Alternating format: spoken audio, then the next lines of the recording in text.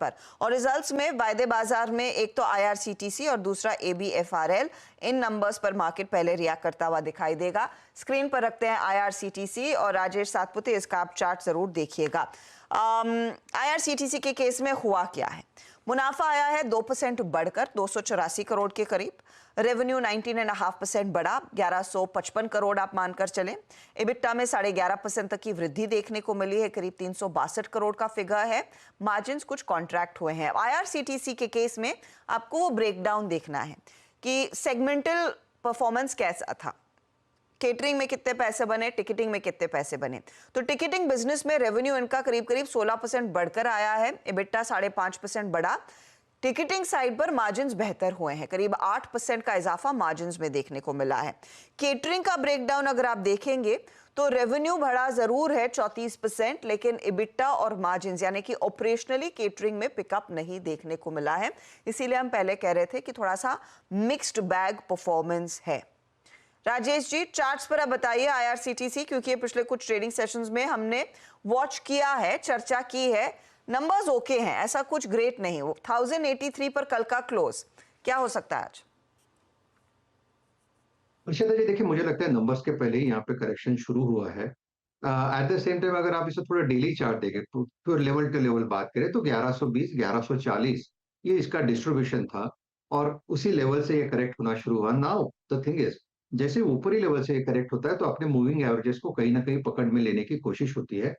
दो moving averages पे ध्यान रहेगा। एक होगा 1060 का, जो इसका आप कह सकते हैं कि 20 DMA है, लेकिन मुझे लगता है 1060 इनिशियल टूटेगा, प्रोबेबली 1020 1030 इस लेवल के आसपास, जो इसका 50 DMA है, मुझे लगता है इस लेवल के आसपास अगर सीधा खुलता है तो चांसेस है कि शॉर्ट्स कवर हो गए। तो मैं इतना तो डेफिनेटली कह सकता हूँ कि शॉर्ट ना करे।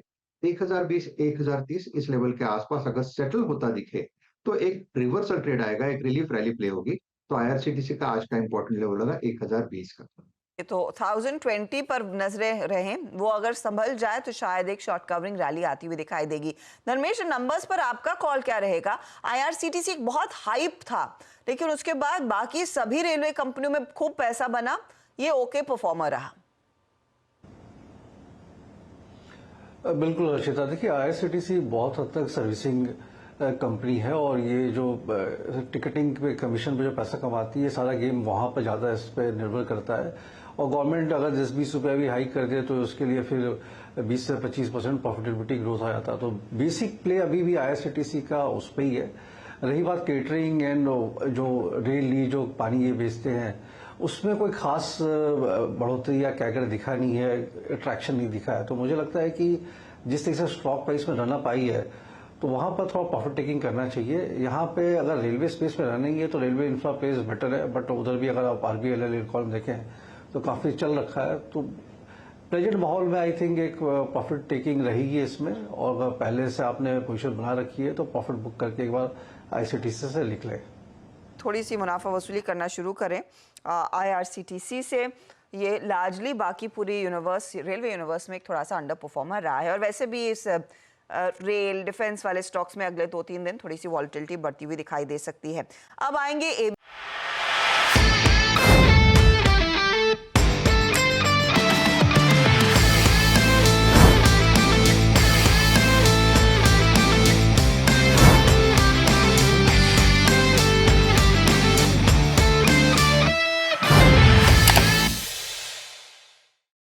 बता दें कि मनी कंट्रोल पर दिए गए विचार एक्सपर्ट्स के अपने निजी विचार होते हैं। वेबसाइट या मैनेजमेंट इसके लिए उत्तरदायी नहीं है। यूजर्स को मनी कंट्रोल की सलाह है कि कोई भी निवेश निर्णय लेने से पहले सर्टिफाइड एक्सपर्ट की सलाह लें।